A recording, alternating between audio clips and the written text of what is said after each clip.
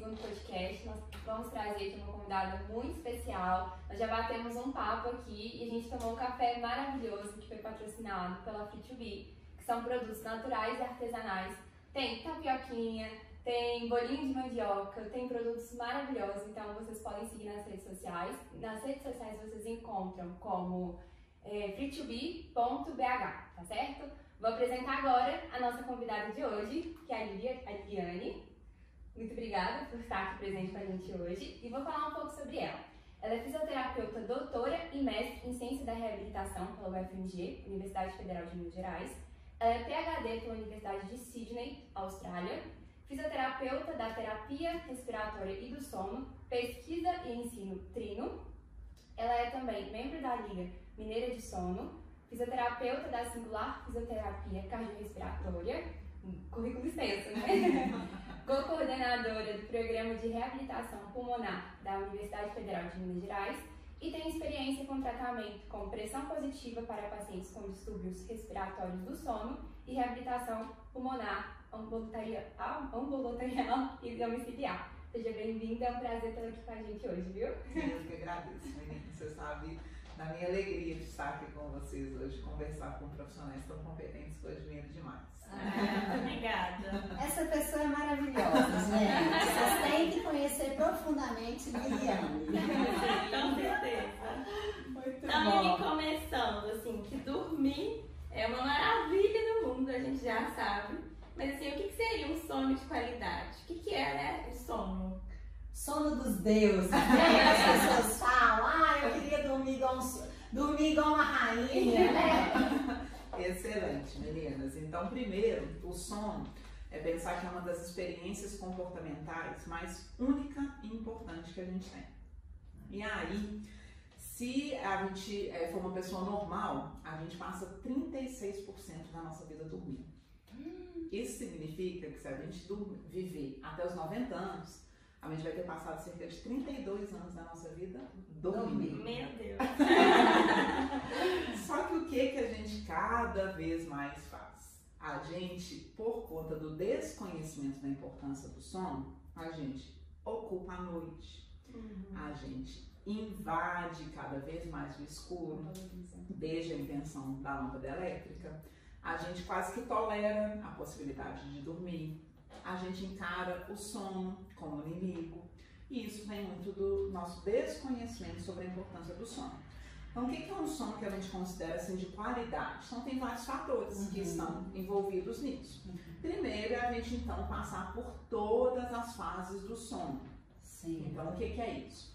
A gente se deita para dormir. Existe um período que a gente considera como um tempo normal ali para a gente iniciar o sono que precisa ser inferior a 30 minutos.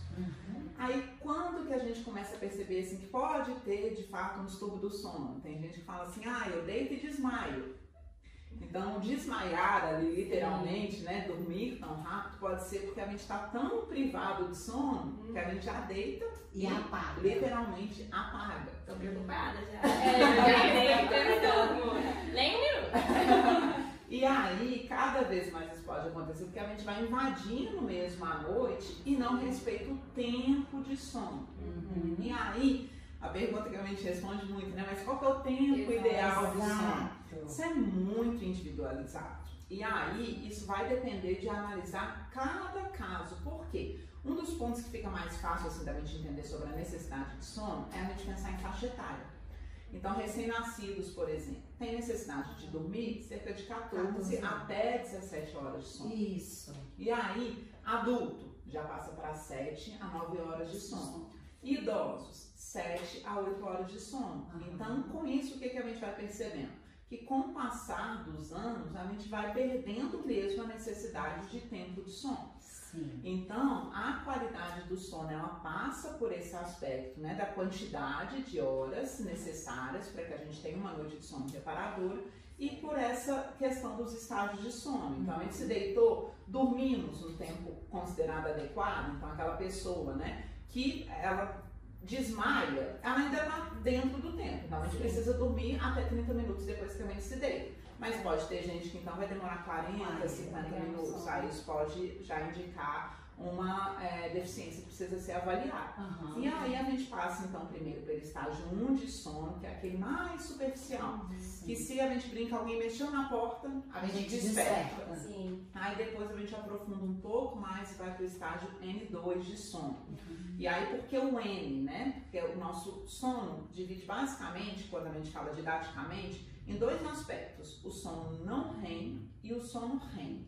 O que é o sono REM? Ele vem do inglês e é movimento rápido dos olhos. E literalmente é isso que acontece. Então, hoje, né, para a gente saber tudo que a gente sabe sobre sono, teve muito estudo.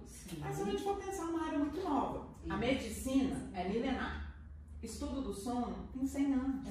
Então, olha como que é muito recente. E para eu poder falar isso tudo que eu estou falando com vocês hoje, então teve uma série de estudos que foram acontecendo. E um dos instrumentos para a gente avaliar tudo sobre o sono é a polissonografia, que é o exame padrão ouro, para a gente avaliar como que a gente dorme. Então a gente vai para um laboratório, e o povo brinca, né? Que a gente sai de lá igual homem bom, porque coloca uma série, né, de interfaces na gente. Então um deles é o eletroencefalograma, para medir a atividade cerebral durante o sono. Tem o eletromiograma para medir a atividade muscular durante o sono. E o eletrooculograma justamente para detectar essa fase do sono, então, onde a gente tem esse movimento rápido dos olhos. E aí o N desses estágios, N1, N2 e N3, vem desse sono não REM, então tem a parte de sono REM e a parte de sono não REM. Então começamos no N1, que é esse mais superficial, aprofundamos para o N2, onde a gente também pode despertar com mais facilidade, mas precisa de um estímulo externo um pouco maior, que aí a gente está dormindo, então, Marcela, aí nós acordamos. E aí depois a gente vai para o estágio N3 de sono, que é o que a gente chama de ondas lentas e profundas. Então aí já é um estágio mais profundo do sono. E temos o sono REM, que é esse sono mais reparador.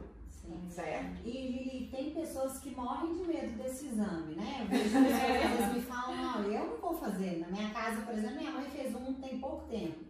E ela tem tempos que eu falo para ela que ela deveria monitorar, porque ronca. E eu falei, mãe, esse sono não tá de qualidade, a família tem uma predisposição de roncar, mas nós vamos chegar nesse ponto. E ela foi fazer esse exame porque ela tinha medo, né? E são mitos que a gente precisa quebrar, né? Que é extremamente importante essa monitorização para verificar onde que estão os problemas do sono. E aí eu não sei se isso já é realidade aqui no Brasil, mas eu já ouvi falar que tem esse mesmo exame feito em casa, que aí ele se torna mais fidedigno à realidade. Isso já está acontecendo, tem muito tempo, ou tem pouco tempo, ou ainda as pessoas vão à clínica, porque eu acho que você sair da sua cama, do seu travesseiro, isso deve influenciar. O que você acha na sua... Maravilhosa essa pergunta. Então eu acho assim, a cabeça de fisioterapeuta não tem jeito. Então eu falo que a gente, enquanto fisioterapeutas, né, a gente fala muito sobre isso, né? A questão de quando a gente avalia capacidade, quando a gente avalia desempenho, né? Então o que adianta eu colocar meu paciente para caminhar aqui no consultório, para eu avaliar a capacidade de caminhada, quando ele vai lá na padaria, superfície irregular, será que aqui está sendo representativo do que é em casa, né? E a polissonografia sempre foi uma coisa que eu falei muito sobre. Aquilo, primeira coisa que a gente precisa entender, todo exame é um retrato. E aí, será que aquele retrato vai ser representativo realmente da minha noite de sono? E uma forma que a gente tem de aproximar mais esse retrato da realidade é a gente fazendo um exame em casa. Porque a polissonografia é realizada em clínica, né, em ambiente intra-hospitalar, a primeira coisa que muda não é sua cama. Não é seu travesseiro, é um outro ambiente. Exatamente. Só que, qual que é a vantagem de fazer nesses lugares? Tem técnicos ali à disposição. Então, lembra que eu falei com vocês de todos esses eletrodos que são posicionados? As pessoas, especialmente aquelas que têm distúrbios respiratórios do sono, elas se movimentam muito ao longo da noite. E aí pode ser que um desses canais se perca. E aí tem um técnico lá à disposição que vai prontamente identificar isso e corrigir. Então é uma vantagem de fazer nesses lugares. E hoje sim, felizmente, normalmente isso é realizado, especialmente na pandemia. A gente conseguiu ganhar força nesse exame domiciliar, porque a gente viu todos os nossos centros fechados, né? Especialmente clínicas dentro de hospitais. Quem que queria entrar no hospital para fazer um exame desse? Ninguém. Então foi quando isso ganhou mais força e a gente fica muito feliz. Claro. Só que aí tem alguns fatores aí que a gente precisa considerar. E aí se perder, por exemplo, um desses, né, canais durante o exame, isso pode comprometer parte ali da análise desse exame. Então é um ponto. E também tem vários tipos de polissonografia, pra vocês terem ideia, tipo 1, tipo 2, tipo 3, tipo 4. Então essas realizadas em ambiente domiciliar, normalmente dependendo, né, da escolha, ela tem menos informação. Então a polissonografia tipo 4, por exemplo, é só um oxímetro noturno. Então a pessoa dorme com um oxímetro, que na pandemia ficou muito conhecido, né? Oxímetro, né? Um tanto de gente começou a ter para monitorar a oxigenação. Exatamente. Só que é um canal só de resposta. Então só vai falar pra gente se essa pessoa está tendo queda de oxigenação ao longo da noite ou não. A gente não consegue saber sobre estágios de sono. Então cada exame vai ter a sua particularidade. Mas sem dúvida nenhuma, hoje a gente tem a polissonografia sim, com todas essas respostas aí que um ambiente clínico pode dar para a gente, sendo realizado em casa. Isso já acontece aqui hoje no Brasil. Que ótimo. E uma outra dúvida que eu tenho, né? Nós estamos trazendo essa informação, né, desse exame, mas e se eu, né, quiser ter certeza? Ninguém me disse que eu ronco ou alguém fala, olha, você roncou, né? Tem hoje, pela tecnologia, a gente tem algum aplicativo ou algo que possa monitorar para ver se eu tenho um sono de qualidade, para eu pelo menos ter um alerta. Olha, aqui está me mostrando que o meu sono não está muito bom, tenho que procurar um especialista, por exemplo. Já existe isso? Há aplicativos móveis, né? Algo que possa monitorar se eu tenho uma qualidade de sono? Excelente. Dentro da sua pergunta, tem duas respostas. Ótimo. Então, uma existe algum aplicativo que vai me falar sobre ronco? Porque isso que você colocou é muito importante. É assim, eu pergunto para meus pacientes, você ronca? Como que eu vou saber? Eu estou dormindo. Então, exato. E aí, quando você tem um acompanhante, fica muito mais fácil, porque sem dúvida nenhuma, o acompanhante vai saber responder se a pessoa ronca ou não. Então, aplicativo para medir ronco existe? Existe. Então, mais de um aplicativo na literatura. Como que eles funcionam? Captando sons do ambiente. Então, qual o cuidado que a gente precisa ter? Quando a gente vai, normalmente eles gravam. Então, na hora que aí eles captam a quantidade de barulho ali em decibéis no ambiente e fazem ali uma estimativa do tanto que você está roncando. Sim. Só precisa conferir se realmente os ruídos captados são de fato roncos. Então, uma vez foi até muito interessante, assim, uma paciente minha, né, a gente fez junto com a oximetria noturna, que é capaz de capturar ronco, para ver, né, se ela estava de fato tendo queda de oxigenação e ronco junto. E aí tinha uma parte específica que eu tava ouvindo, parou uma ambulância perto da casa dela de madrugada e ficou o som da ambulância captando como ronco. Então, esses aplicativos ainda têm essas limitações. Sim. Mas para ronco, a gente consegue, hoje já temos instrumentos aí na literatura, não tem conflito de interesse, não vou ficar fazendo propaganda. Mas são gratuitos. São gratuitos, tem muitos disponíveis aí, tá? Então, só jogar no Google, aplicativos que captam ronco, vai aparecer mais vários. Aí só precisa ter esse cuidado de realmente escutar. E aí vocês também podem se surpreender quando ouvirem a sinfonia do ronco. Uma orquestra à noite. Agora, existe hoje aplicativo que mensure de forma adequada qualidade do sono? Não. Então, a gente que trabalha com pesquisa, né, a gente gosta muito de fazer prática baseada em evidências. E aí, uma das propriedades de medida de instrumentos é validade. O que é validade? O quanto aquele instrumento mede de fato o que ele se propõe a medir.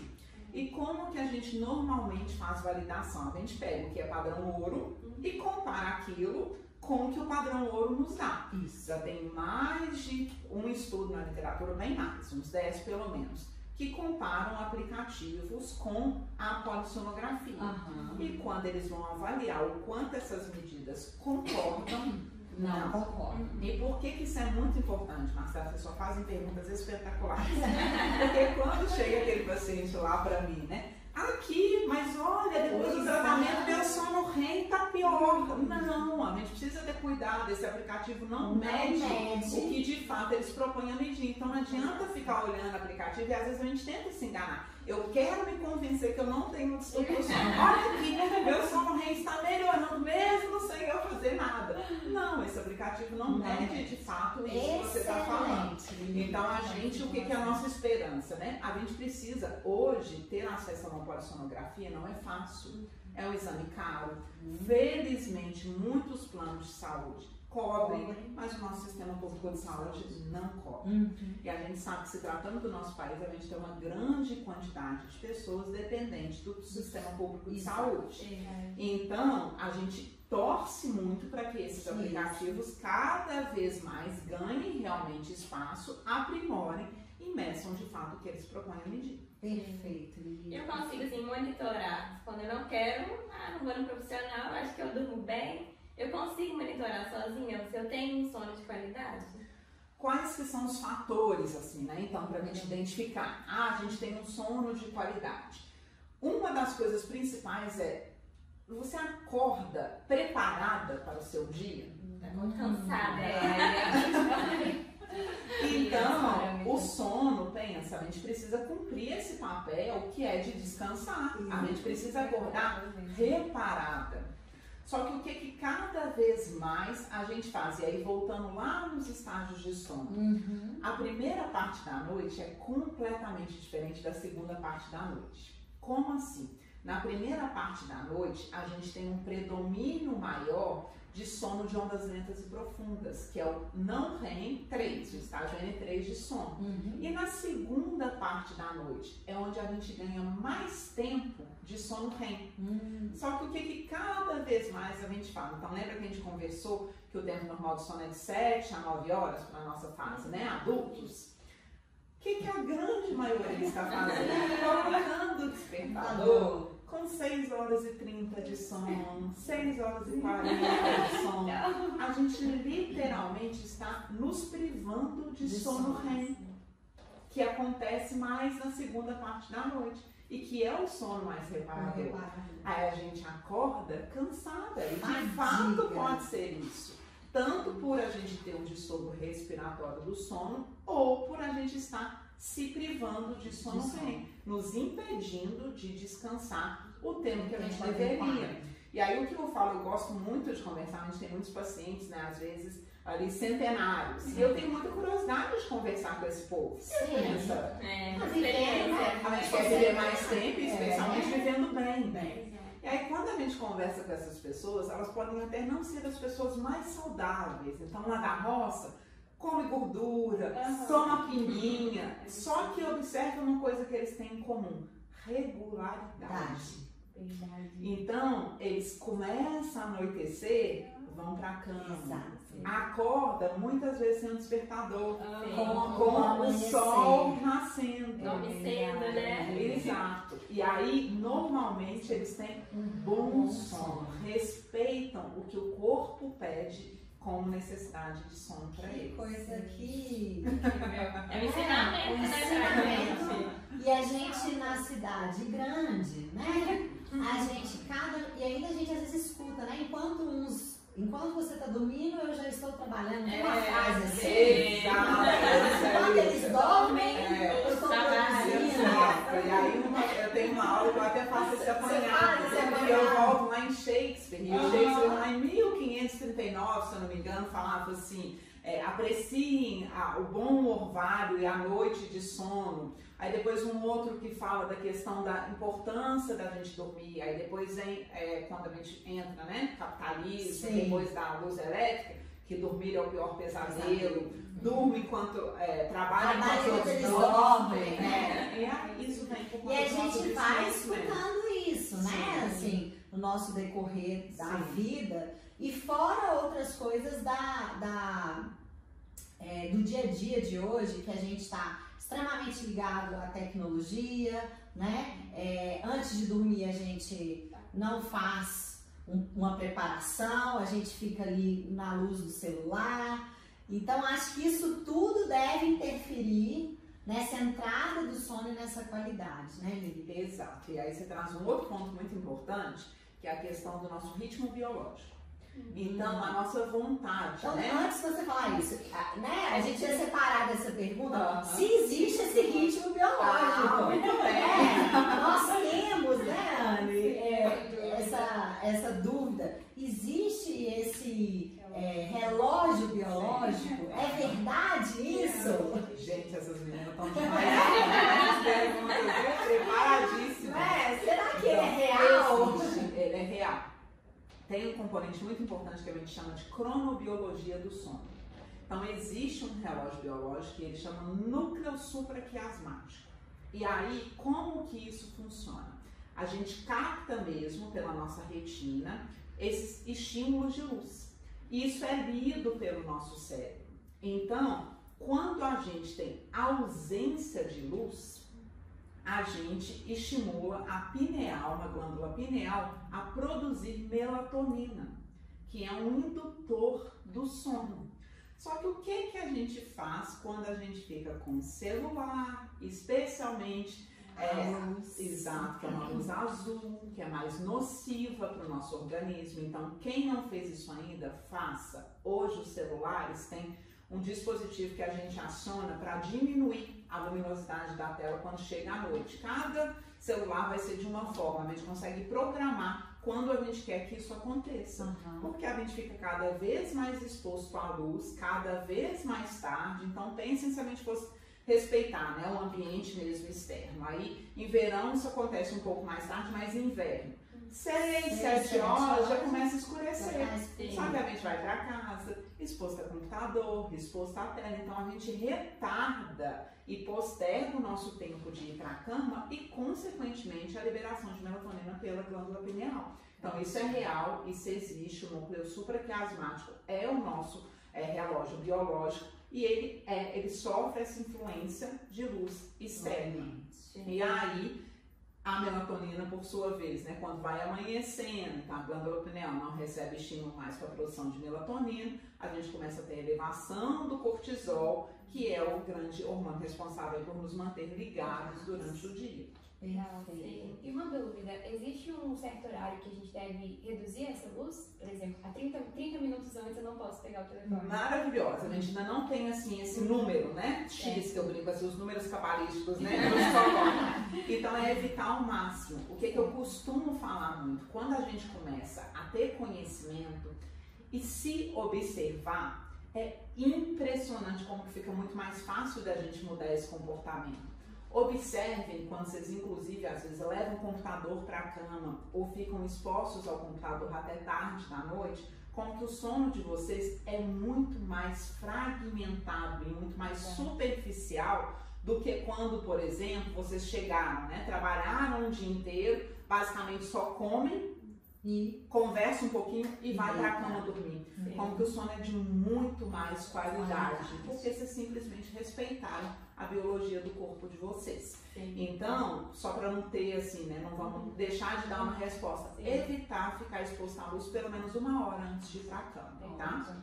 E você acha que dentro dos quartos hoje a gente tem a televisão, a gente tem os equipamentos que tem luzes, né? Às vezes o seu carregador de celular ele tem uma luzinha lá ligada à tomada, às vezes você tem um relógio que tem uma luz ligada também à energia.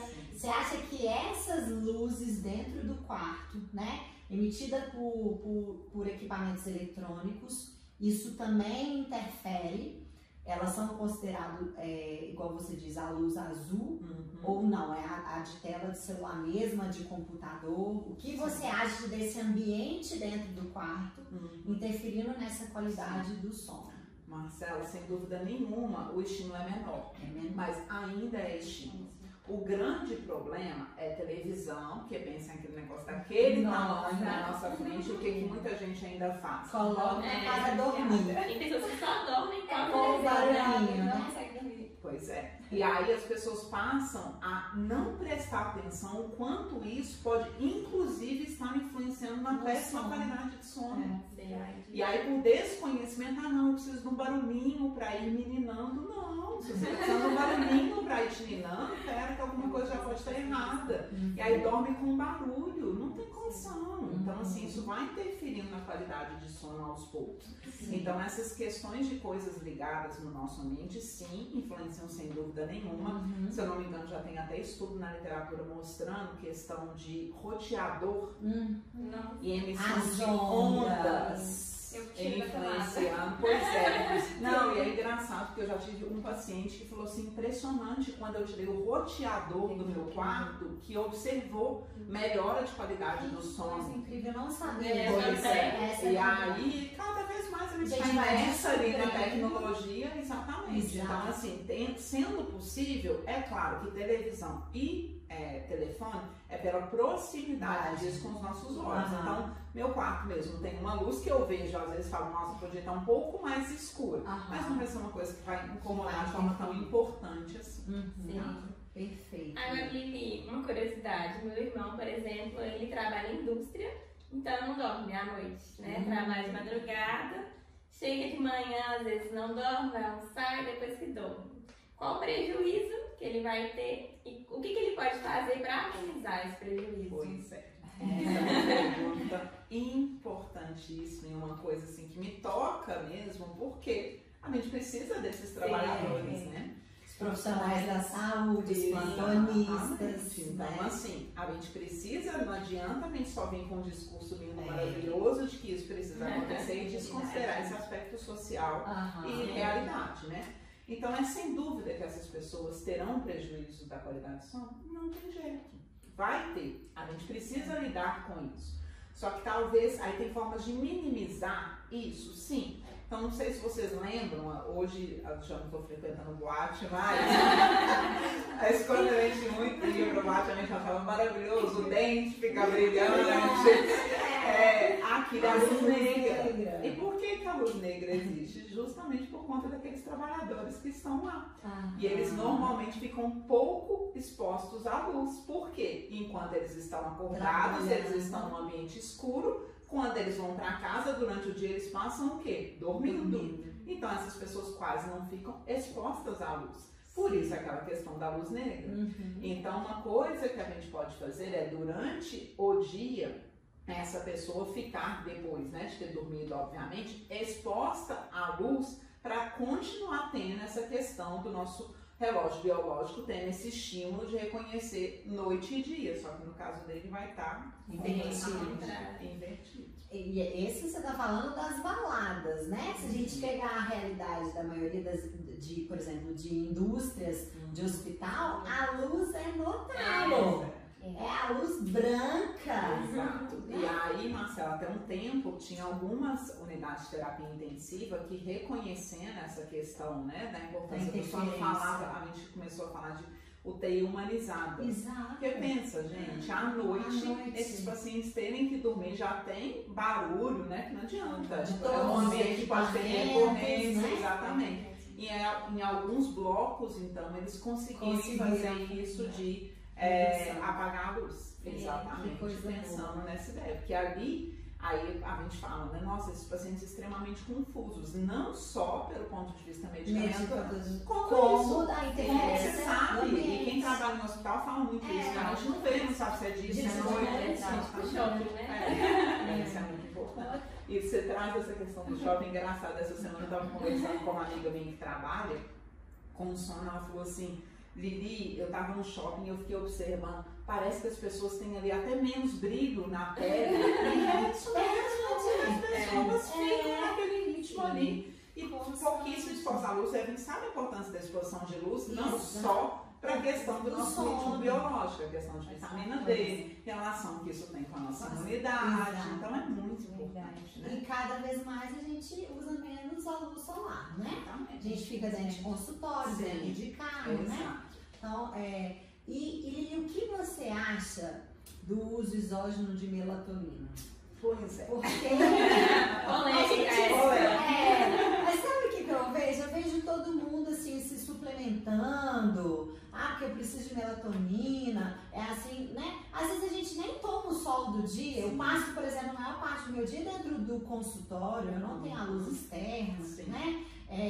Então, não sei se eu posso dizer isso, mas assim, o uso indiscriminado mesmo da melatonina, assim. Então, esse é um ponto polêmico. Com certeza, um médico do sono sabe responder disso muito melhor do que eu. Mas o que eu posso falar, né? Com certeza absoluta. A gente vê sim hoje um uso indiscriminado de melatonina e muitas vezes sem prescrição médica. Exatamente. Então, sem saber se precisa mesmo. Exatamente. Né? Porque eu tomo tudo, então eu já tomo vitamina de A a W e ainda eu vou tomar melatonina. E aí a justificativa mas é natural.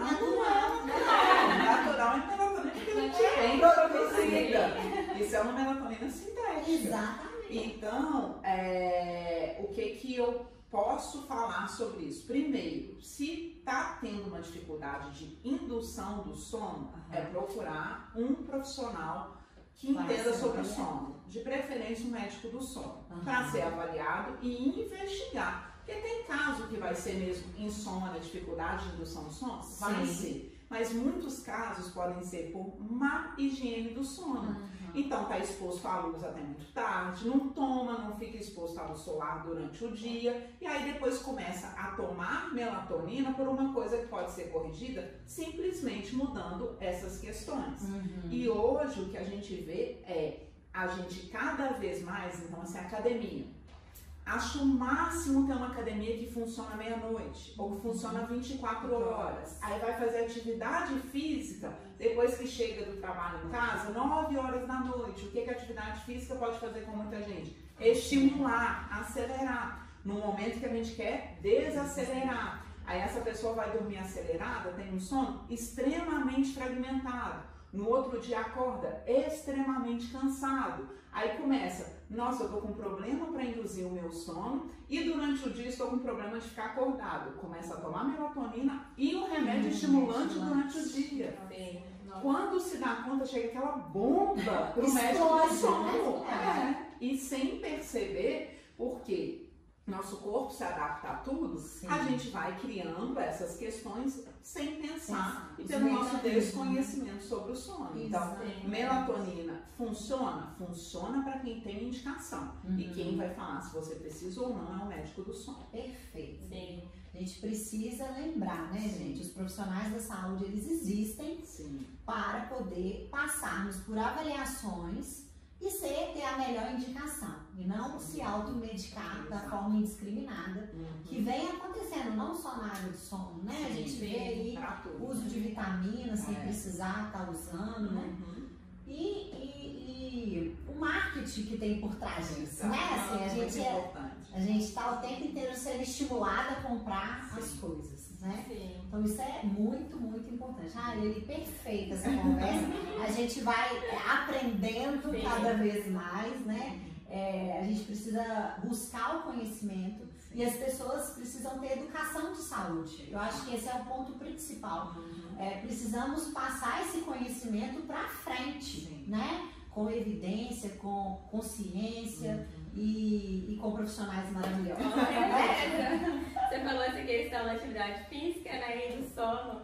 Eu tenho uma paciente no Pilates, eu dou aula de manhã e à noite. Aí ela fala, não, tem que ser de manhã, porque à noite vai atrapalhar o meu sono. Eu falei, gente, que legal, essa consciência. Exatamente, é isso mesmo. A gente tem que ao máximo evitar, porque a gente fica assim, cada vez mais postergando a nossa hora de ir pra cama. E aí depois não dorme a quantidade de horas que precisa. Ai, mas eu tô muito cansada. Uma hora quando chega, né? E vai chegar. E é muito legal associar a longevidade, né? Como a gente citou, as pessoas que moram no interior, em fazendas, né? Que tem esse hábito diferente. Você falou sobre higiene do sono também? O que seria isso? Então, higiene do sono, né? Um fator super importante que a gente precisa considerar quando se trata de... O que a gente mais recebe é assim, mas o meu sono está ruim, mas... Que parte que você está fazendo? Porque a gente quer um milagre, né? A gente quer tomar uma pílula para dormir. Exatamente. Então, fatores que que podem ajudar, e quando a gente fala higiene do sono, é literalmente fazer essa limpeza prévia para que a gente tenha uma boa noite de sono. Então, fatores a ser considerados. Primeiro, dormir a quantidade de horas necessárias para ter um sono reparador. Evitar exposição à luz antes de ir para a cama.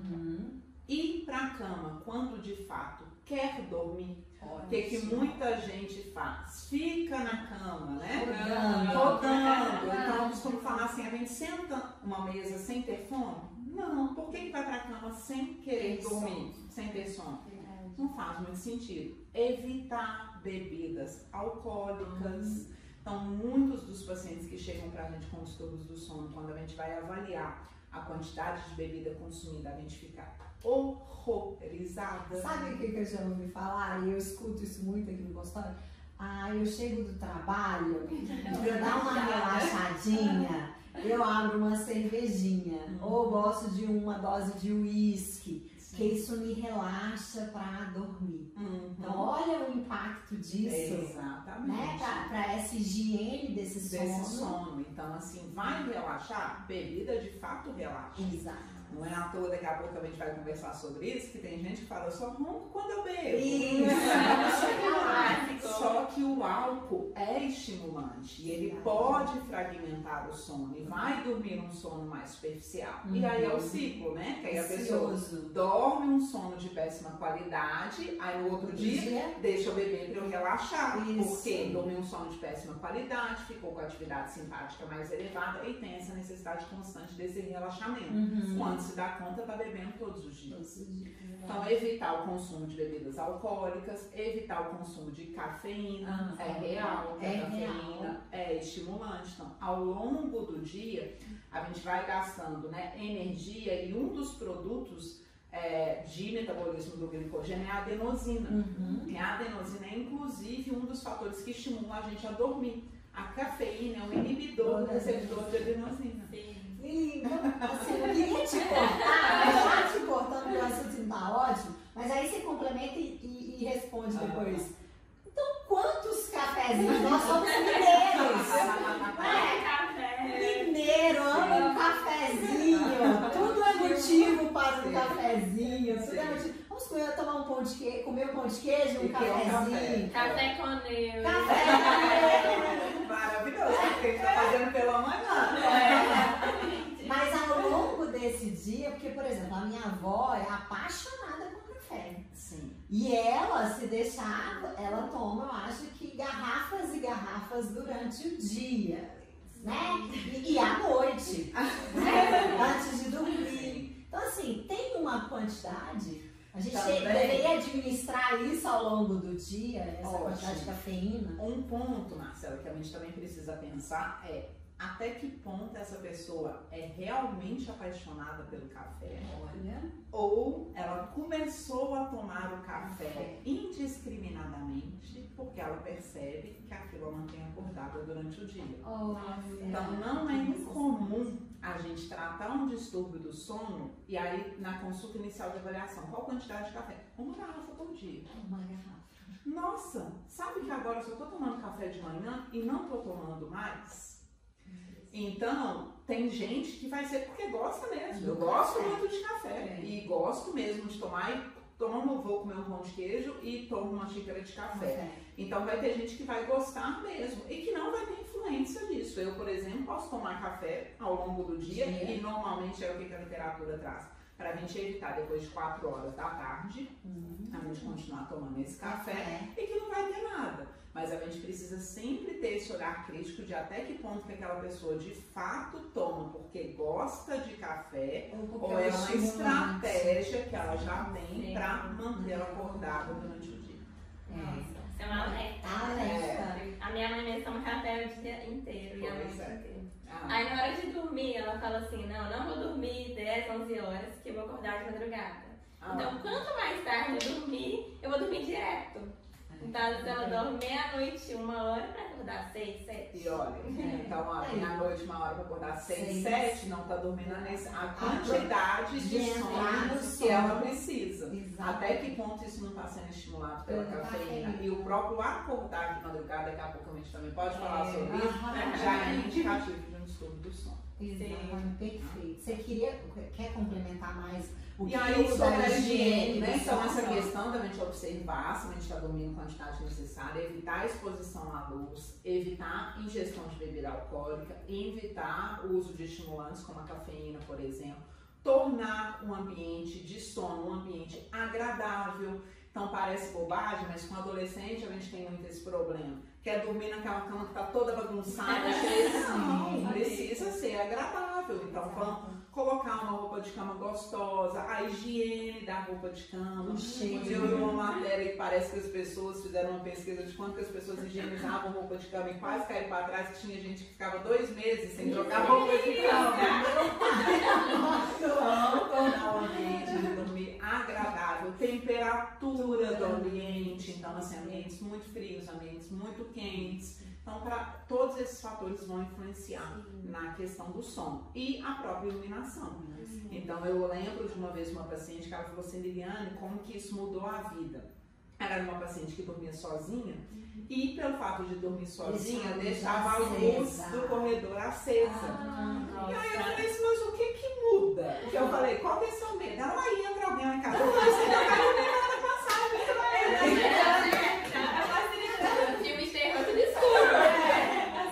E aí ela falou, desde o dia que ela apagou a luz, como ela observou que a qualidade do sono dela melhorou. Então são pequenos aspectos que nos ajudam aí nessa higiene do sono. Inclusive cortina, né? Sim, e aí a questão de, eu, por exemplo, durmo com blackout. Então, só que se a gente tivesse uma vida, né, que não fosse dominada pelo relógio da nossa parede e sim pelo nosso relógio biológico, a gente poderia, né, dormir sem cortina, porque a noite estaria escura, de manhã teria a luz do sol. Só que infelizmente hoje, né, gente, isso não é a realidade. A gente acaba tendo a nossa vida dominada pelo relógio da parede e não pelo nosso relógio biológico. E você falou essa questão, né? Acho muito importante, né? Vamos desligar a luz do corredor, mas eu tenho uma exceção aqui. Eu queria eu vou te ajudar com essa exceção ainda mais. Essa exceção. Nossos pacientes, às vezes, são idosos. E o que a gente percebe é que às vezes durante a noite, e aí eu acho que tem 2 fatores, tá? Que aí a gente vai discutir aqui, você vai me contar. Uma porque levanta muitas vezes para ir ao banheiro, e aí esse levantar que desperta, né? Que não deveria despertar. Quem tá levantando aí para fazer xixi, não sei quantas vezes ao dia, não tá correto isso, né? E você pode me corrigir se eu estiver errada. E o aumento do risco de quedas durante a noite, porque está tudo escuro, tá? Então, às vezes, eu oriento deixar o quarto, a porta do banheiro um pouco entreaberta e a luz acesa para ter uma direção. Só que isso influencia, né, no sono, como Liliane está nos dizendo aqui. Sim. Você acha que a gente deveria indicar, então, uma luz que poderia iluminar com uma cor diferente para não interferir tanto? Porque as luzes são, às vezes, amarelas, brancas. Mas essa estratégia é devido a esse risco, às vezes, de queda durante a noite ou no banheiro, porque está procurando óculos ou sapato e está muito escuro. Sim. Então, o que você acha? Isso é uma exceção, né? Do que seria o mais adequado dentro das possibilidades? Mais uma excelente pergunta. Então, vamos voltar lá na questão da melatonina. A gente está usando a melatonina exógena para corrigir uma dificuldade de indução do sono. Enquanto, na verdade, o que a gente deveria fazer? Mas por que eu estou com dificuldade para entrar no sono? Então, a gente corrige o problema sem ir na causa. Aí vamos pensar no idoso. Vocês estão certíssimos, só que a partir de agora vocês vão mudar a cabeça. Isso! E é claro que a gente precisa ter um cuidado com o risco de queda, especialmente idosos. A gente sabe quanto isso está relacionado, inclusive, à mortalidade dessa população. Só que por que o idoso levanta? Porque ele precisa fazer xixi. E fazer xixi à noite é normal? Não é normal. É possível deitar à noite e acordar pela manhã.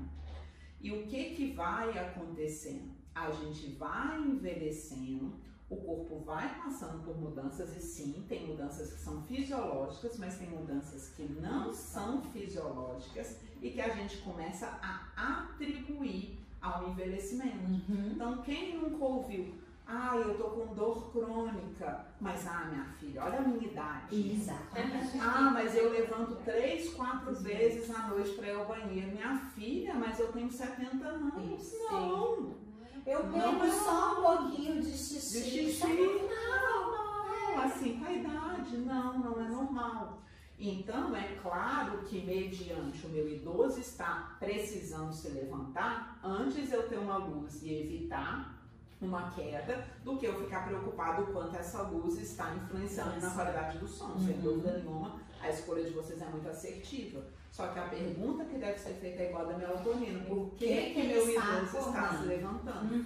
E a noctúria é um dos sintomas de quem tem o distúrbio respiratório do sono. Sim. E aí, por que isso acontece, né? Quando a gente tem um distúrbio do sono, e isso significa que a gente pode estar relaxando muito a nossa via aérea ao longo da noite e dificultando a passagem de ar, se não está passando ar, não está entrando oxigênio de forma adequada.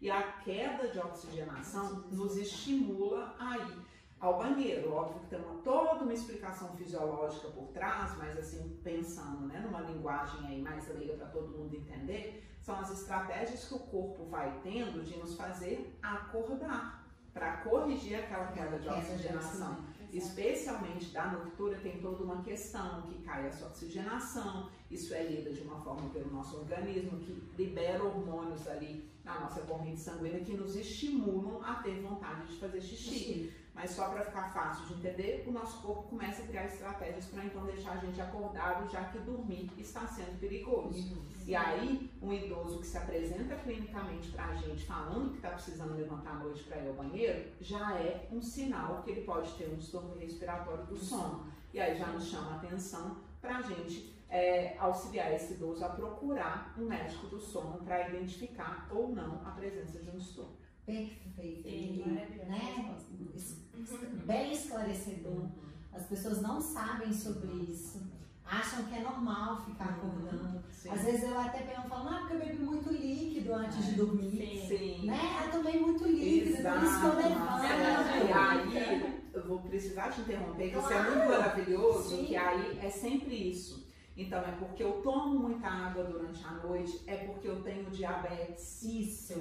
É porque eu tenho muita boca seca. E aí eu preciso tomar muita água. Só que, pera, diabetes é uma comorbidade relacionada a distúrbio respiratório do sono. É porque eu sou hipertensa e tomo muito diurético. Hipertensão é uma comorbidade relacionada ao distúrbio do sono.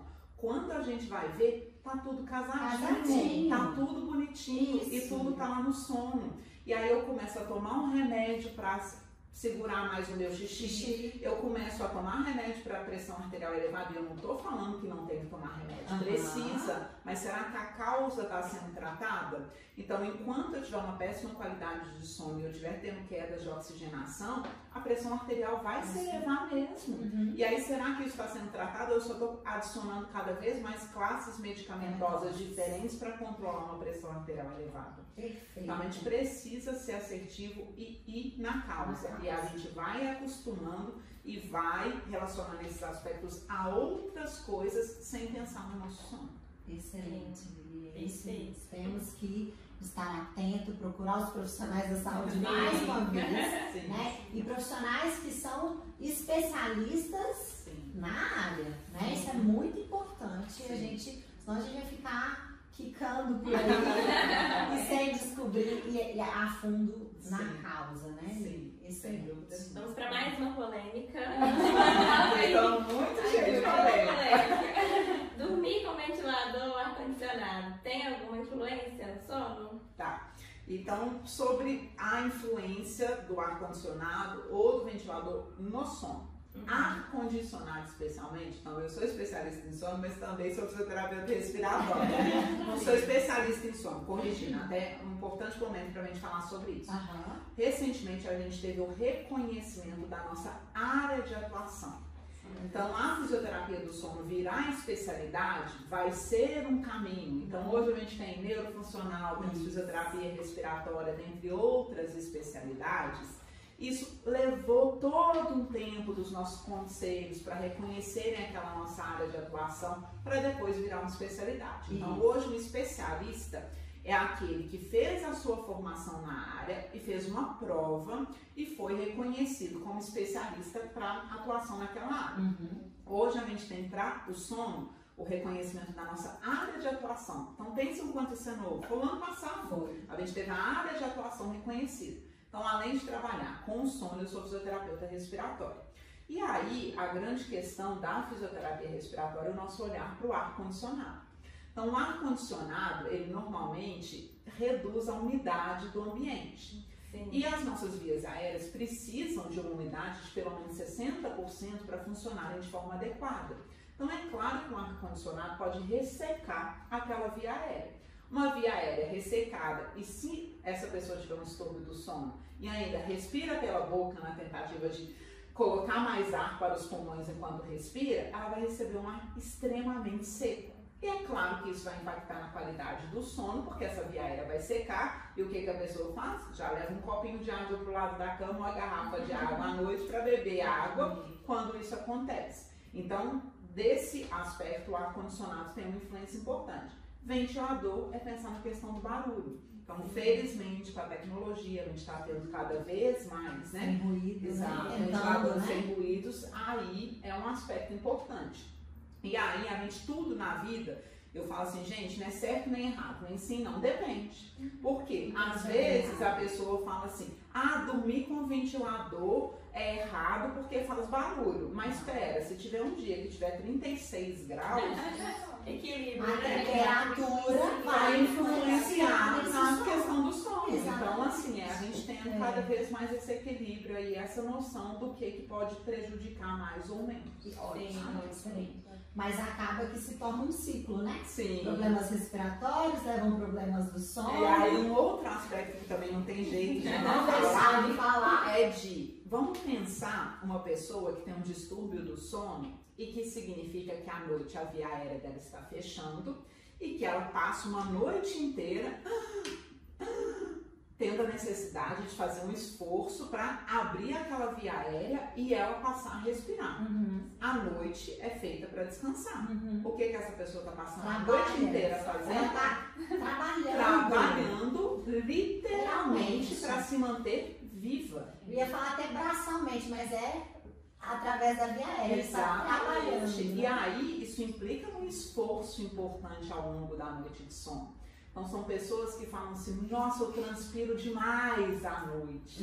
É um outro fator para chamar a atenção. Mas de onde que está vindo essa transpiração toda? Literalmente da energia do corpo, do esforço para manter aquela pessoa viva. E aí essa pessoa que ao longo da noite teve um gasto energético absurdo, ao longo do dia vai ter predisposição para comer coisas calóricas. Leva e aí vai aumentando o peso, sobrepeso, obesidade. Quanto mais gordura, e a gente engorda, né, como um todo, esquece que a gente engorda ao redor de via aérea, engorda a língua também. E aí vai ganhando gordura e cada vez mais estreitando o espaço para esse ar passar e piorando o distúrbio do sono. Aí, outro ciclo. Língua engordada, tô babado. Tem estudo muito legal na literatura, onde as pessoas tinham mais ou menos o mesmo índice de massa corporal e uma parava de respirar, se eu não me engano, 10 ventos por hora que ela tinha ao longo da noite, né? E a outra era 57 eventos por hora, com o mesmo índice de massa corporal. Aí eles fizeram um exame de imagem e viram que a pessoa que parava mais vezes de respirar tinha um maior acúmulo de gordura na língua. E aí é pensar que a língua ocupa um espaço importante dentro da nossa boca. E se eu ganho gordura nessa língua, e uma das causas, né, de apneia obstrutiva do sono é o desabamento da base da língua. Quanto mais gorda aquela língua, o povo brinca, a língua gorda, mas ela pode desabar durante a noite de sono, interrompendo a respiração. Não, muito interessante. Fator obesidade, aumento da gordura da língua, desaba e fecha a passagem do ar, né? Nossa, perfeito! Perfeito, vamos ficar atentos, né, gente? Ô Lili, e assim, a gente já tinha pontuado, mas assim, voltando, né? Vamos voltar pro ronco. Roncar é normal? Roncar é normal? Outra polêmica. Super. Sim, roncar é normal, porque às vezes você bebe um pouquinho na noite anterior, né? A pessoa fala, nossa, você roncou, né? Ou então você acorda. Sim. Uai, será que eu tô roncando? Às vezes você acorda com o seu ronco. Minha mãe brinca que fala que às vezes ela acorda com ronco. Até que ponto existe uma faixa assim que roncar pode ser normal? Até esse ponto, Sim. né? Tem isso. Mais uma pergunta maravilhosa. Então, roncar não é normal. Nem um pouquinho? Nem um pouquinho. E não venham com a desculpa, mas eu só ronco quando eu tô muito cansada. Quando eu durmo de barriga para cima. Mas eu só durmo quando eu bebo. Então, o que é o ronco, né? Quando a gente dorme, uma das funções do sono, como a gente já falou, é ele ser reparador. Para ele nos reparar, ele nos relaxa da cabeça até os pés. Na nossa via aérea, isso não é diferente. Então, quando a gente... Esse barulho indica uma dificuldade do ar passar. É a vibração daquele ar passando na via aérea. E por que essa vibração? Porque as estruturas desabaram e estão dificultando a passagem do ar. Até a hora que pode desabar tudo, a gente acorda fazendo assim. Que já são as pausas respiratórias, que é uma característica de uma apneia obstrutiva do sono. Então, o ronco já indica uma dificuldade desse ar passar. E aí, do porquê mas eu só ronco quando eu estou muito cansada. Quando você está muito cansada, provavelmente você vai relaxar muito mais. E se esse relaxamento está excessivo e essa via aérea estreitada, vai dificultar a passagem do ar. Algo com a mesma coisa, o relaxamento. E a barriga para cima, desabamento da língua. Então, a maior causa aí de apneia obstrutiva do sono do ponto de vista estruturas é o desabamento principal, o desabamento do palato mole. A segunda que ganha espaço é o desabamento da base da língua. Eu tenho uma dúvida e nós temos que relaxar. A via aérea, ela vai relaxar. Só que ela tem que relaxar mantendo uma sustentação. Isso. Se eu estiver errado, você me corrige. Existe então, vamos lá, tratamento pra gente, existe, né? Deve existir, óbvio, a fórmula, a física respiratória, para manter o controle controle mesmo neuromuscular, dessas estruturas como forma de tratamento, o tratamento e até o preventivo para não desenvolver, já que, por exemplo, eu não tenho ainda as apneias, eu não tenho algumas outras doenças que poderia dificultar, né, a passagem desse ar. Maravilhosa, como sempre. Então vamos lá. Primeiro é pensar aqui, qual que é a prevalência de distúrbios respiratórios do sono. Então a gente tem um estudo clássico de São Paulo que mostra que 3 a cada 10, 30% da nossa população, quando se considera uma faixa etária de 20 até 80 anos. E a prevalência é maior em homens, então nesse aspecto a gente está melhor até a menopausa. Que a gente tem a proteção do estrogênio. Então o estrogênio nos protege até a menopausa. Sim. E depois da menopausa, a prevalência igual. E depois dos 60 anos, 6 a cada 10. Quando a gente considera de 60 a 80 anos, faz a média, 7 a cada 10. Altíssimo. Altíssimo. Então é basicamente quem não tem. Pública. Exatamente. Ainda vai ter. E por quê? Porque a gente vai envelhecendo, a gente vai perdendo tônus musculares. Isso vai acontecer e é natural.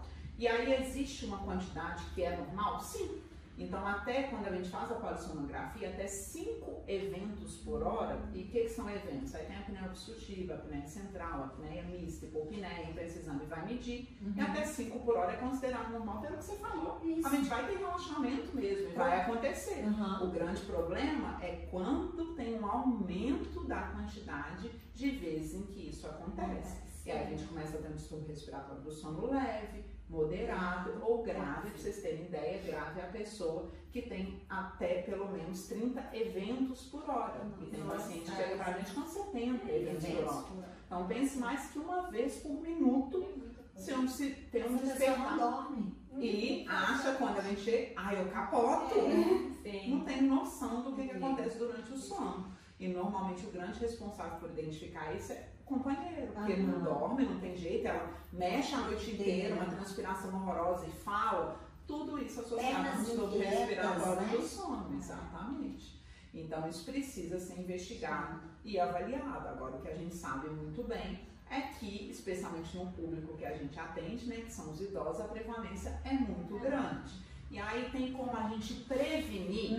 Então eu falo que hoje eu já celebro o fato da gente dar conta de tratar o distúrbio respiratório do sono, mas a gente ainda trata a consequência. Sim. Essa via aérea está desabando, a gente segura o desabamento dessa via aérea com uma terapia pressórica. Sim. A gente já tem alguns estudos mostrando benefícios de atividade física? Sim. Então, fatores que podem nos ajudar aí nessa prevenção, né? A gente manter o máximo que a gente conseguir de tônus dessa via aérea, e aí a gente tem grandes aliadas aí profissionais, né? Então as fonoaudiólogas fazem um trabalho muito importante. E aí, de novo, é importante ser uma fonoaudióloga especialista em sono. Porque é isso, pessoal. O sono é uma coisa específica. Então, assim, a minha respiração ao longo do dia é completamente diferente da minha respiração ao longo da noite. Isso. Então, eu precisei ter entendimento do sono para tratar sobre sono. Fonoaudiólogas fazem um trabalho maravilhoso. Só que precisa ser uma fonoaudióloga que tem entendimento do sono para ela saber exatamente quais as estruturas que são mais suscetíveis ao colapso, por exemplo, durante a noite de sono. Então, cada caso precisa ser avaliado por um profissional especialista em sono. A gente também tem dentistas, muita gente não sabe. Isso. Tem dentista que trabalha com placa, dispositivos intraorais, então até um certo nível de apneia do sono. Normalmente, padrão ouro para utilizar a terapia pressórica é quando já tem uma apneia moderada a grave. Então, se é leve e moderado, fonoaudiólogo pode trabalhar com isso muito bem. Um dentista do sono. Tem gente até que tem apneia grave que vai fazer tratamento com esses profissionais, porque não se adaptou à terapia pressórica. Então, eu chamo muita atenção para a necessidade dessa equipe, né?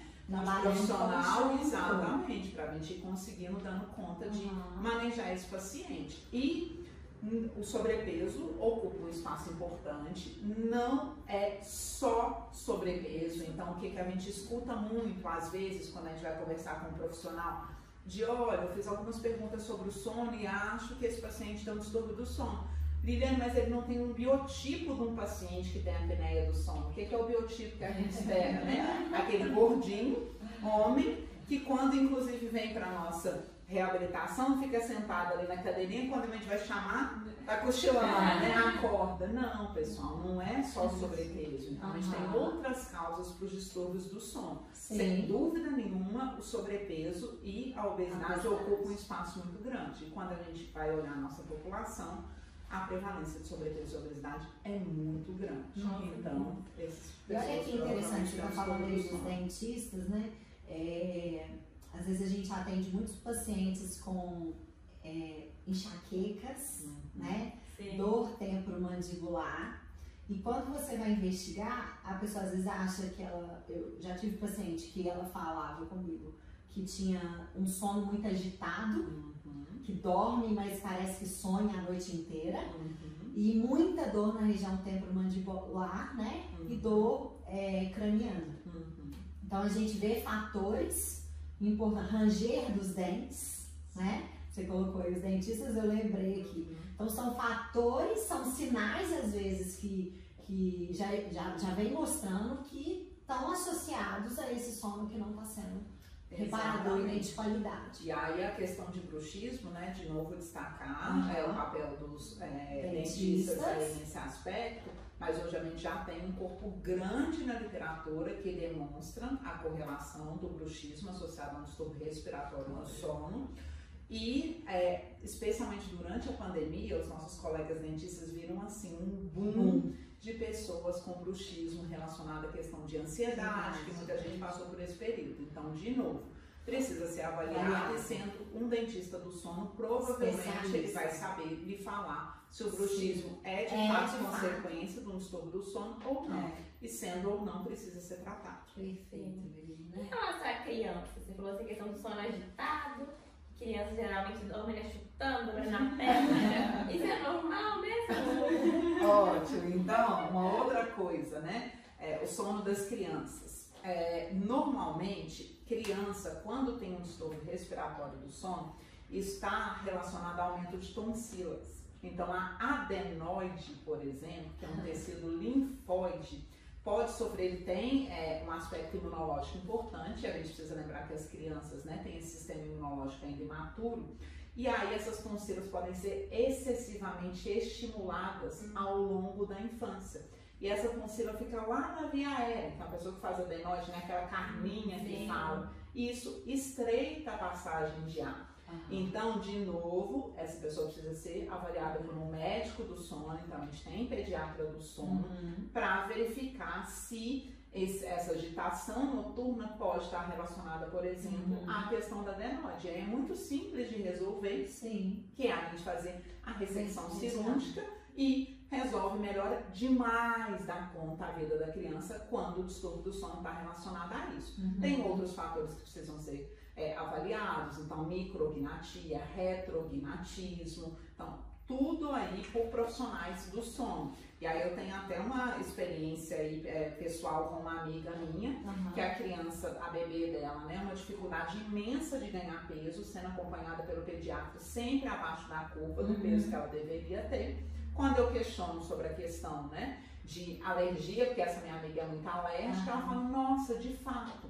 Falei, então vamos levar no otorrino e vamos verificar. Viu, constatou-se que estava aumentado. Fez a cirurgia, primeiro mês que a menina conseguiu estar dentro da curva de peso normal. Que influência, né? Aquele sinal do Mickey, né? O Lili, não sei se as pessoas conhecem, né? Que é o olhinho fundo, né? Que a gente vê às vezes em crianças respiradoras orais. Isso tudo influencia o sono também, né? Então tem que ser investigado. Importante de ser investigado. E aí, crianças que têm muito pesadelos. Então, olha, pensando do ponto de vista leigo de novo, né? Formas que o nosso cérebro tem de nos tirar daquilo. Então, cria coisas horrorosas porque a gente desperta e volta a respirar. Então, crianças que têm muito pesadelo, que têm noctúria, que têm enurese, e que são muito agitadas ao longo do dia, que têm uma dificuldade de dormir, mexem muito ao longo da noite, muita transpiração, então são fatores que chamam a atenção. A maioria das crianças, né? Corre o dia inteiro, né? Acho que o cérebro ainda quer continuar. E olha que elas precisam de mais tempo de sono. Ô Lili, então, podemos dizer então que roncar, podemos dizer não, é uma pergunta na verdade, não é uma afirmação. Pessoas que roncam podem desenvolver apneia de sono? Essa é uma pergunta. Todo mundo que ronca tem apneia de sono e obstrutiva do sono. E o tratamento, o padrão ouro que a fisioterapia utiliza, qual seria? Assim, ótimo. Né? Então, a sua atuação, né, para isso. Ótimo. Todo mundo que ronca tem apneia? Não, ronca é ronco, apneia é apneia. Então, ronco é essa limitação e essa vibração da via aérea. A apneia é quando a gente tem a pausa respiratória mesmo. Então, a pessoa que está do lado, não é incomum chegar no consultório e falar assim, eu passo a noite em claro, porque eu vejo literalmente ele parando de respirar. Então, só que o ronco já é o estreitamento dessa via aérea. E aí, daí a pouco, pode ter uma apneia obstrutiva do sono. Tem pessoas que só têm a roncopatia. E aí, por que razão? Por exemplo, ganhei 10 quilos durante a pandemia e aí comecei a roncar. Então, Então isso pode acontecer. E aí ganhou gordura naquela via aérea, depois vai perder o peso, não vai ter mais aquele estreitamento da via aérea, pronto, acabou, vida normal. Então pode ter só a roncopatia. E aí a questão do tratamento. Então se a gente está tendo estreitamento daquela via aérea ou fechamento mesmo, colapso, né, da via aérea, a gente não pode deixar essa via aérea fechar. Então, o que eu falo de tratamento que é assim, vai resolver. Se for por conta de ganho de peso, perder o peso vai resolver o problema. Então, mais uma necessidade é do estímulo para a prática de atividade física. Hoje, a doença cardiovascular é a doença que mais mata no mundo. E aí, o que a gente sabe? Que fazer atividade física reduz mortalidade cardiovascular. Então, olha o tanto de benefício que a gente tem só com o fato de fazer atividade física. Mas pensem também o que é para uma pessoa que para de respirar 40, 30, 70 vezes por hora, fazer atividade física. Ela tá exausta. Ela dá conta? Sim. Ela trabalha a noite inteira. Ela trabalha a noite inteira.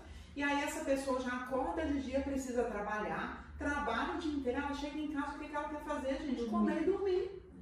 E aí não adianta, e a gente tem a tendência a isso, né, dos julgamentos, de mas tá assim, porque só engorda e não faz atividade física. Como que essa pessoa vai ter condição de fazer atividade física? Então é claro que a gente estimula, a gente trabalha com a terapia pressórica, e aí o que é essa terapia pressórica, né? Então é um equipamento que vai basicamente fazer a função de mandar pressão positiva. Como assim?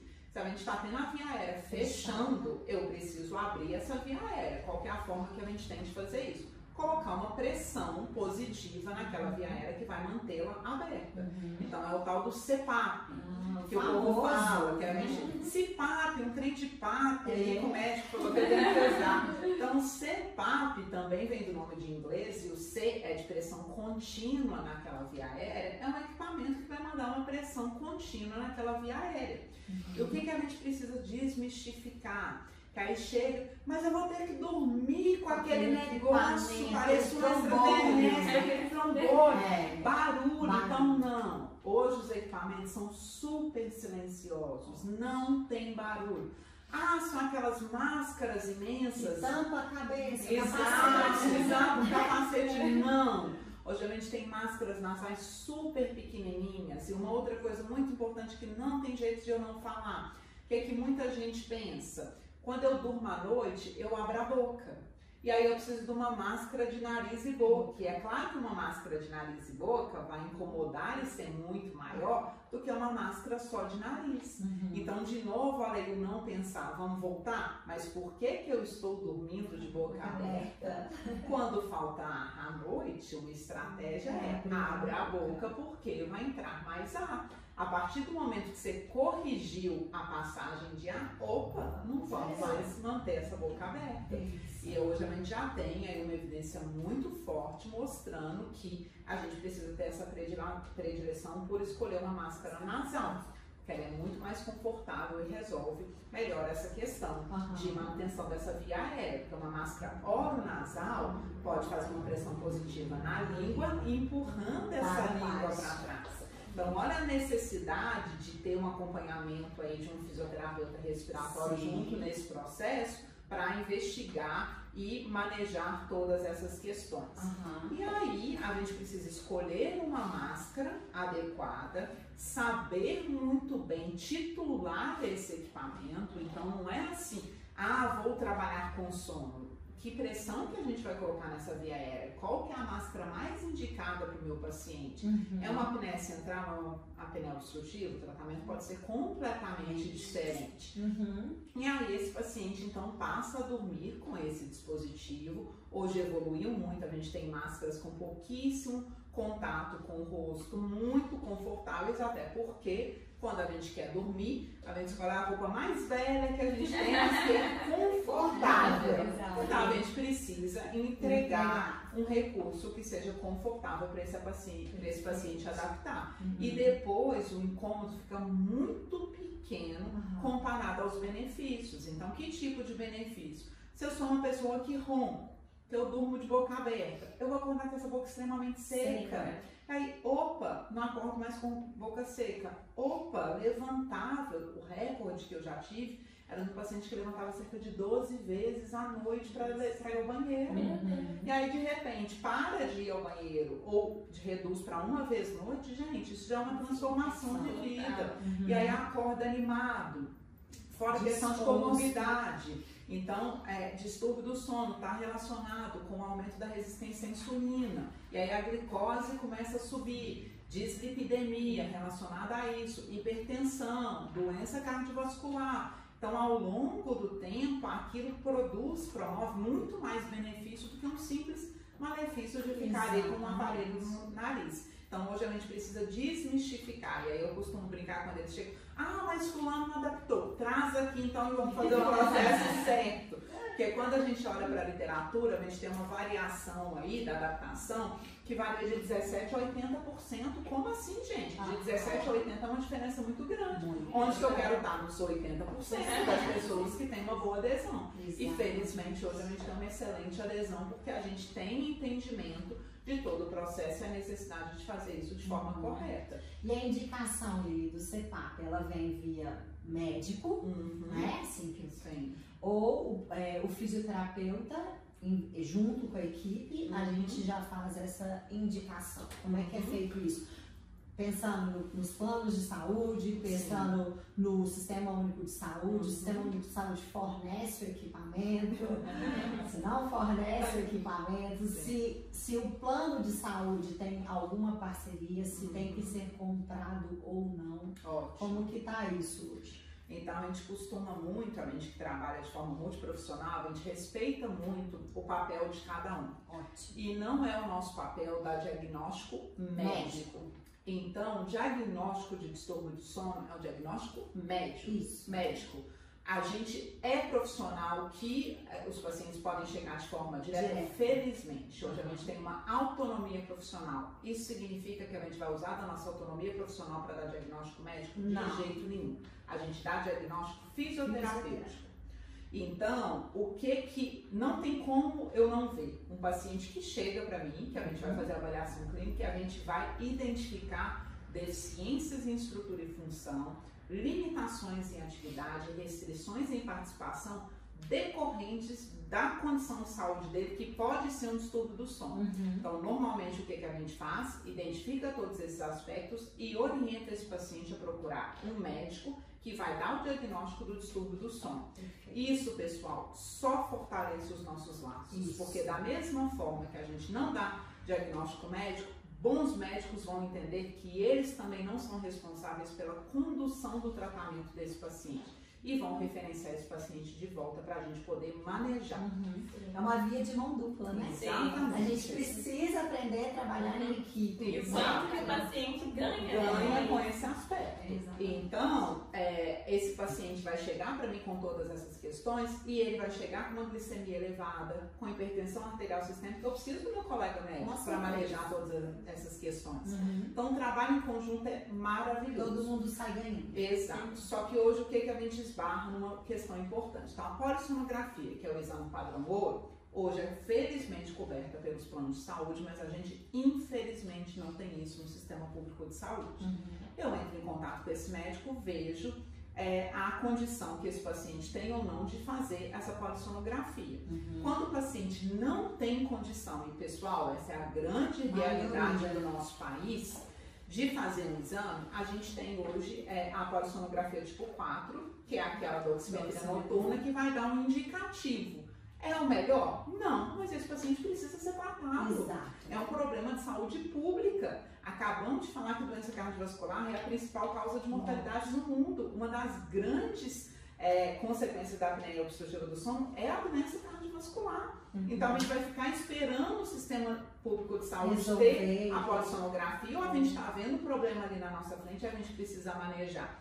E aí muitos médicos hoje que têm conhecimento no sono junto com a gente falam, estamos de acordo que esse paciente provavelmente tem um distúrbio do sono e aí a oximetria noturna basta, ou a avaliação clínica basta e aí vamos tentar tratar esse paciente, só que a gente esbarra num outro problema.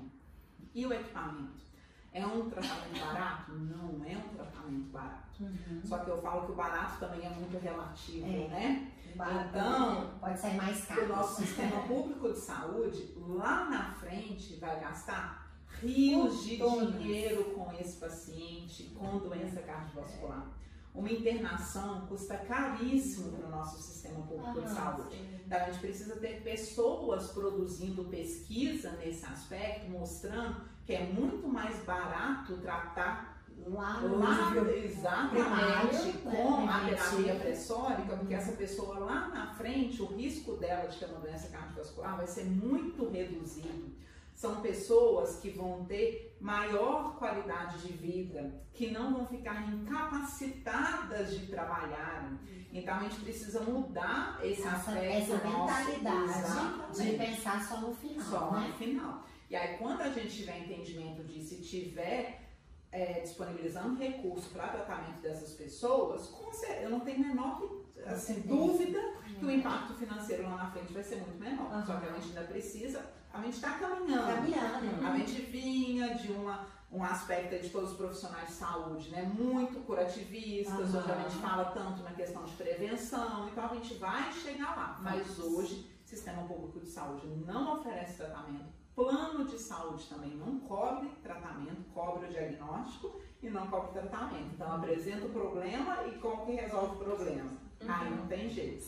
E aí, mas hoje a gente tem então pessoas aí que são, né, fisioterapeutas do sono que conseguem fazer esse tratamento, mas ainda, infelizmente, só de forma particular, isso ainda não é coberto por plano de saúde ou pelo sistema público de saúde. Mas eu acredito que a gente vai chegar lá. Logo, logo. É necessário, tá né? Em breve. E acho que um ponto que falta é a gente falar um pouquinho, né, desses problemas que o sono leva a impactar, né, ou em consequências de doenças neurológicas. Acho que a gente podia pontuar isso. E essa relação de que o sono, que a gente pode triar, que já existe, triar, impactar e, por exemplo, desenvolver problemas de memória, Alzheimer, se tem marcadores, se isso já tem na literatura descrito, para desenvolver Alzheimer, Parkinson, né? O que você pode nos dizer desses problemas de doenças neurológicas, ou que a pessoa já tenha doença neurológica e tem um problema de sono, e aí a gente, quem veio primeiro, né? O ovo ou a galinha, ou que ela tinha um problema de sono e desenvolveu um problema, uma doença neurológica, ou eu tenho um problema de sono e vou desenvolver ou ter uma doença neurológica. Ótimo. A gente pode dividir isso em dois grandes grupos. Acidente vascular encefálico. O AVC. E as doenças... Ou derrame, né? Para quem não conhece. As doenças neurodegenerativas. Então, por que eu trago acidente vascular encefálico? Porque a gente sabe também a quantidade assustadora de pacientes que têm acidente vascular encefálico hoje no nosso país. E aí, a apneia obstrutiva do sono pode ser causa de acidente vascular encefálico. E 70% dos pacientes pós-acidente vascular encefálico têm como consequência a apneia obstrutiva do sono. É o distúrbio respiratório do sono mais comum. Então, ovo e galinha. Quem vem primeiro, né? E aí é um aspecto. Então, pensem o quanto aquela pessoa, né, em hipoxemia, e aí aumentando a sobrecarga cardiovascular, e pensar que diante de uma queda de oxigenação vai manter o que é vital, poder tirar a oxigenação do cérebro. Então, é uma causa importante de acidente vascular encefálico. E como consequência, a pessoa depois de um evento, especialmente, né, aqueles pacientes que cursam com redução de tônus muscular em algum momento aí da doença, vão poder desenvolver um distúrbio respiratório do sono. E esses pacientes precisam ser reabilitados. E aí, o quanto a gente não tratar o distúrbio do sono desses pacientes, inclusive, impacta na nossa reabilitação neurofuncional depois. Como que a gente vai querer ganhar força e resistência muscular de músculos que passaram noites em hipoxemia?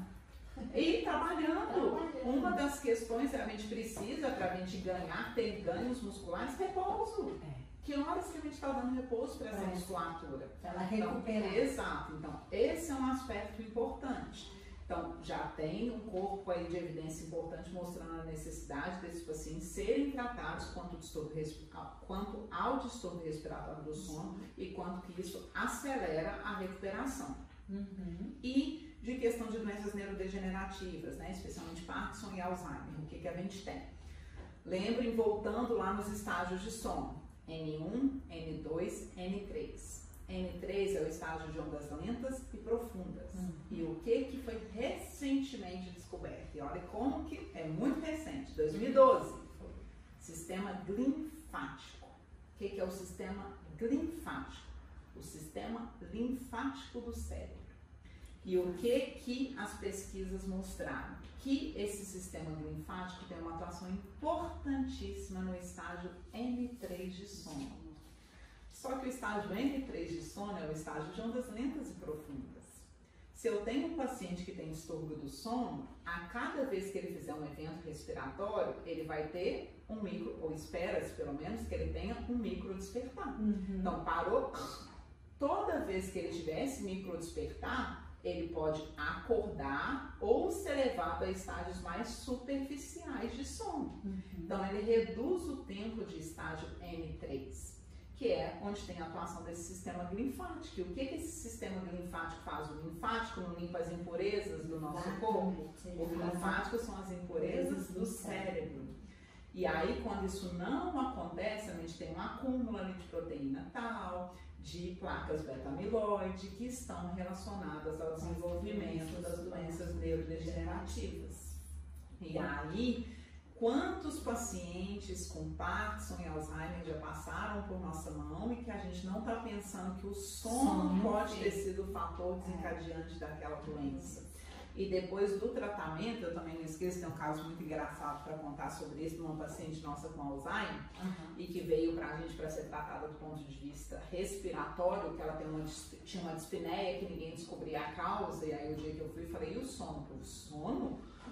E ela não tinha nada do ponto de vista pulmonar, nada do ponto de vista cardiovascular e essa dispneia. E aí eu simplesmente a deitei e medi a oxigenação e mostrei que a oxigenação caía com ela deitando. Imagina deitando e dormindo. Meu Deus. E aí o pessoal, nossa, que aí era uma família de médicos, aí vem a culpa, né? Até que ponto que a doença da mamãe não foi por conta disso? Falei, olha, com isso agora a gente não consegue lidar. Mas daqui pra frente conseguimos. E aí, vai ter que usar a terapia pressórica, porque aí fizemos uma polissonografia e descobrimos que ela estava parando de respirar 43 vezes por hora. Era uma paciente magrinha, então olha a questão do biotipo, né? E aí, vamos precisar tratar. Mas isso com a mamãe? Vai fazer isso com a mamãe? Então eu costumo brincar, né? Eu também penso muito isso. A gente quer ter envelhecimento e a gente quer ter envelhecimento com qualidade de vida. E um aspecto que a gente precisa ter cuidado é até que ponto que a gente vai cada vez mais invadindo esse paciente. Mas não é uma invasão. Então, primeiro é de forma não invasiva, é uma máscara. Segundo, será que judiar da mamãe é colocar uma máscara ou a gente precisar lidar com uma glicose elevada, com uma falta de ar para fazer as atividades, exatamente, levantar à noite para fazer xixi, ter um risco de queda e fratura. E aí eu lembro que eles fizeram me fazer uma reunião e eram todos os vezes perguntas atrás de perguntas, até que veio a pergunta mas além desse tanto de benefício que você está me contando, não basta não, né? Porque eu falei, gente, para a questão de benefício. E para um aspecto neurológico dela, isso vai ter benefício? Então hoje a gente não tem evidência suficiente para mostrar se retarda a progressão, ou se não progride mais. Só que a gente já tem alguns estudos mostrando que os pacientes que fazem uso de terapia pressórica que melhoram o déficit cognitivo, inclusive a gente vê isso só naqueles que têm a apneia do sono e que nem tem doença neurológica, que é claro, que é aquela hipoxemia sendo reduzida, o impacto disso no aspecto cerebral é importante, e melhorando a habilidade psicomotora.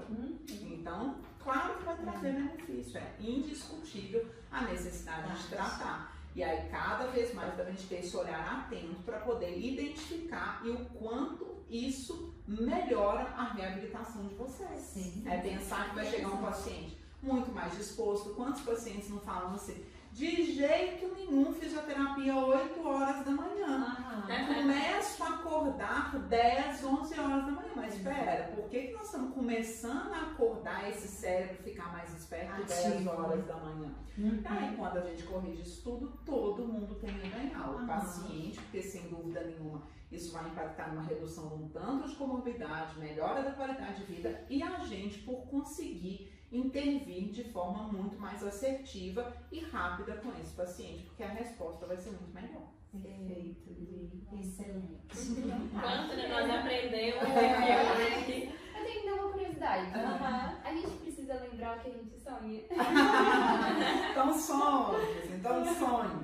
É um outro campo aí, né, que ainda tem muita coisa para ser feita, e aí vão ter aquelas pessoas, né? Ai, seu sonho com queda de dente, aí isso representa isso, aquela coisa que a gente vê. O que de fato a gente sabe? Todos nós sonhamos. A questão é o quanto a gente se lembra ou não desses sonhos. Pesadelos e sonhos aflitivos, no geral, estão relacionados a distúrbios do sono. Então, não é incomum pessoas que têm apneia do sono terem sonhos recorrentes e falarem assim: eu sonho que eu tô tentando falar alguma coisa com alguém que eu não consigo falar, que eu tô tentando tirar uma roupa e não tira. Eu lembro de uma paciente que ela falava assim, são 2 sonhos muito específicos, que eu tô tentando ir no banheiro e eu não consigo abrir a porta. Falei, cuidado que o sono engana e vai fazer xixi aí. Então, cuidado, exatamente, é o perigo. E o outro que ela sempre estava com uma bolsa aberta na rua e que as pessoas ficavam tentando pegar coisas e que ela não conseguia fechar. Então, normalmente, são as formas que o nosso cérebro tem de nos fazer despertar, né? Cria aquela aflição, uma coisa horrorosa. Inclusive, tem gente, não é incomum, acorda gritando e falando. Sonilóquio também é uma consequência do distúrbio do sono, que é uma forma do nosso cérebro de nos proteger. Mas sonhos bons é o que a gente quer. E o que eu mais recebo são pacientes quando eu pergunto, tem pesadelo? Não. Sonhos, tenho. E sonhos bons? Nossa, minha filha, nem lembro a última vez que eu nem sei o que é isso. E por quê? Porque passou a ter um distúrbio do sono, que fragmentou esse sono e colocou esse paciente em sonos muito superficiais, e a gente sonha no nosso sono REM. E um segundo aspecto, porque a gente se priva de sono REM.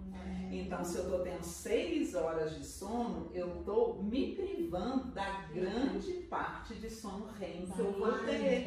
Exatamente. E aí não tem espaço mesmo para sonhar. E é o que a gente muitas vezes faz. Agora, comecem a observar também que a gente, naquela média de 7 a 9 horas de sono, o que a gente vê muito? Durante a semana, essas pessoas dormem 7 horas. Final de semana, elas tendem a dormir 8, 9 horas de sono. Por quê? Porque por questões ocupacionais, durante a semana elas não conseguem dormir a quantidade de sono que precisam, mas no final de semana conseguem. E aí elas no final de semana falam, nossa, final de semana, engraçado, não é só eu não trabalhar que eu sonho, não. É porque você dormiu mais tempo e teve mais tempo de sono REM. E aí, às vezes, a despertou no meio de um sono, e aí, de um sonho, e consegue lembrar desse sonho. Perfeito. Muito esclarecedor. Muito bom. Lili, então, pra gente encerrar, eu queria que você, se você tiver um pensamento, ou deixar uma mensagem para as pessoas, algo que você vê na sua prática que você acha assim, não, essa frase representa, ou alguma mensagem que você queira passar, assim, o que você deixa para as pessoas que vão te assistir? Eu só quero, eu falo que essa é quase uma missão de vida. Depois que eu comecei a estudar sobre o sono, é a gente divulgar ao máximo sobre a importância do sono, porque muitas vezes a gente não está intervindo porque não temos conhecimento mesmo. Eu tenho certeza que hoje todas vocês aqui e vão sair pensando sobre o sono e prestando atenção no que vocês estão fazendo com o sono. Então a grande mensagem é observem o sono. Vejo, hoje se fala tanto de autocuidado, o sono é importantíssimo para esse autocuidado. E aí, quanto mais gente a gente tiver falando sobre o sono, entendendo sobre o sono, todo mundo ganha. Então, a gente ganha enquanto profissional, as pessoas que têm distúrbio respiratório do sono ganham enquanto vida, porque essas pessoas vão morrer menos, vão ter qualidade de vida melhor, Então é divulgar sobre o sono e ter como que a gente pode fazer isso, né? Que é tão simples. Será que todo mundo que chega que eu tenho uma suspeita de um distúrbio do sono, eu tenho que mandar procurar a Lili ou mandar procurar um médico do sono? É a gente começar por nós mesmos. Então, assim, o senhor ronca é um dos aspectos que pode chamar a atenção. Se levanta à noite para ir ao banheiro, a memória tá boa, normalmente eles vão falar: ah, minha filha, para as coisas lá de trás, uma maravilha, só que hoje em dia, então aí que tipo de coisa de hoje em dia que não? Se eu tomei remédio, se eu não tomei, onde que eu deixei a chave do carro, se eu tranquei a porta de casa ou não, a concentração tá adequada? O senhor tem ficado irritado com facilidade, impaciente? Por que que isso acontece? Nosso sistema nervoso central funciona, você sabe, basicamente de duas formas: simpático, parasimpático. Simpático, luta e fuga, que é o que a gente vive hoje, especialmente nos grandes centros. O tempo inteiro a gente está lutando, correndo. E o parasimpático, repouso, digestão. A gente quase não para mais nem para almoçar direito. Exatamente. E aí, à noite, era para a gente ter um aumento da atividade parasimpática. Só que o que a gente faz com esse corpo, com sono de péssima qualidade? Um aumento da atividade simpática, que vai colocar a gente ligadão. O corpo começa a entender que quando está no repouso de digestão, o bicho pega.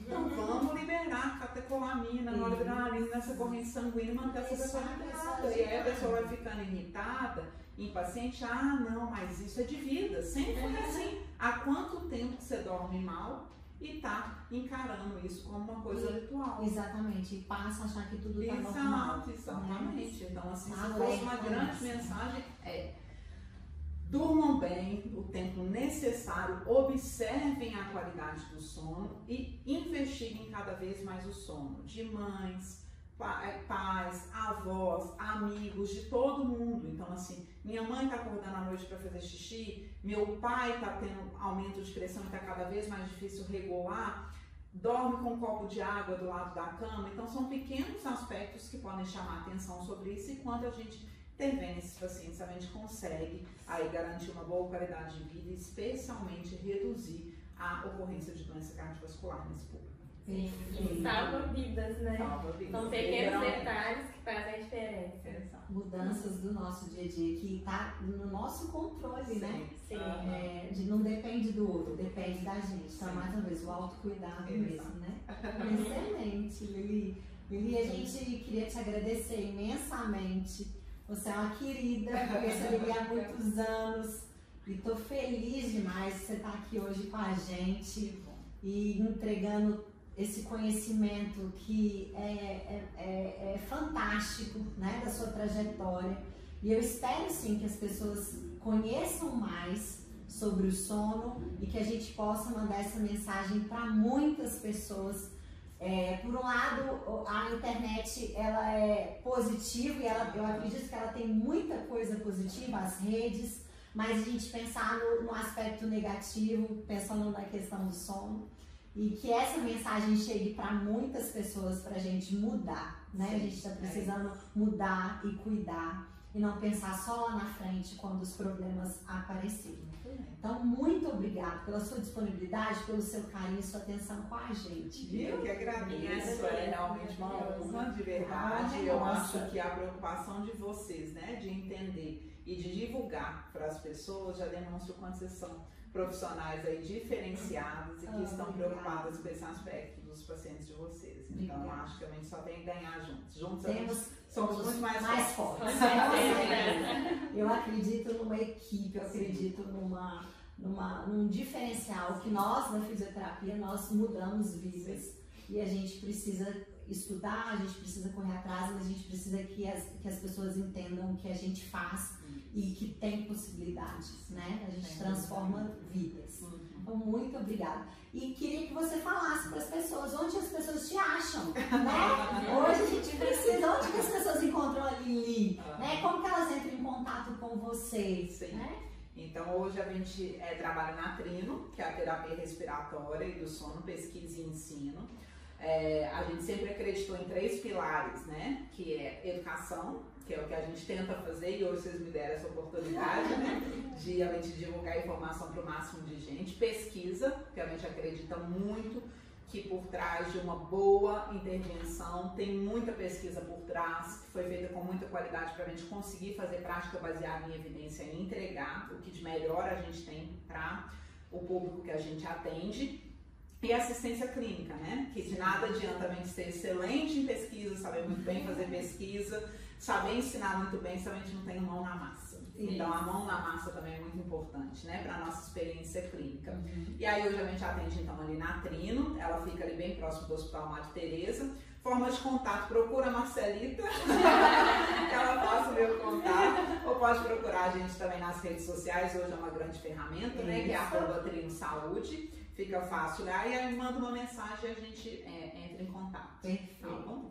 Júlia, como as pessoas te encontram aí? Então, no Instagram também, @doutora Júlia Magalhães. Podem me chamar com qualquer dúvida. E também, né, o Instagram do nosso consultório, que é Marcelo Fontaúz e Reabilitação. Isso. Anne, como as pessoas te encontram por aí? Então, nas redes sociais eu estou como Anne Carol _GV e temos nosso consultório, igual os meninos já comentaram aqui com vocês. Isso. Gente, então lá no consultório, Marcela Fontaúz e Reabilitação, né? No Instagram, estamos à disposição também. E depois vocês entrem no YouTube, Café com Neuro, para vocês curtirem a página e mandarem esse link para outras pessoas ficarem sabendo um pouquinho mais do que a gente vai trazer cada vez mais e assistir esse podcast maravilhoso. Espetáculo. Muito obrigada. E aqui é uma lembrança. Ai, esse pra você, um cafezinho que aí. coisa! Não, peraí que eu tenho que abrir.